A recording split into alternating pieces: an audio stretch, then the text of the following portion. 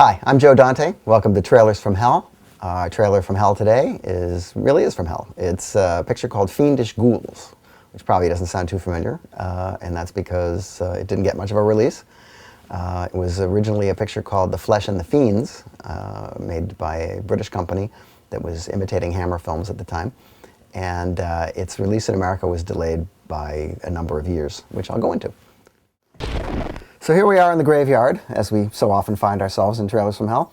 And this is a Burke and Hare picture. This is another movie in the vein of the Body Snatcher, about the guys who robbed graves and sold them to Dr. Knox for use in medical research in Edinburgh. This picture was made in 1960. It's originally titled The Flesh and the Fiends. It's directed by John Gilling. It's a pretty good picture. It was released in America originally under the title Mania, with the last 5 minutes cut off.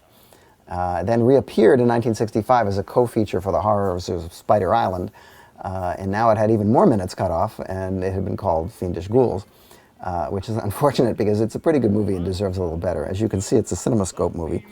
This trailer was run this way in the theaters with all the sides cut off. We have Donald Pleasence here, Billy Whitelaw, and Peter Cushing are the stars.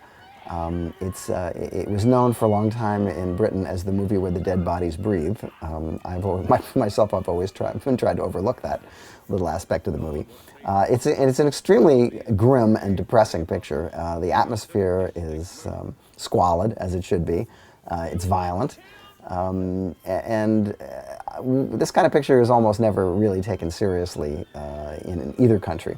But the actors in these pictures do take everything seriously, and it's extremely well played. And one of the virtues of British horror movies of this period is that they are played as if they were Shakespeare. There's no winking and nodding, and there's none of that sort of campy, intentional quality that we used to find in American movies of this period.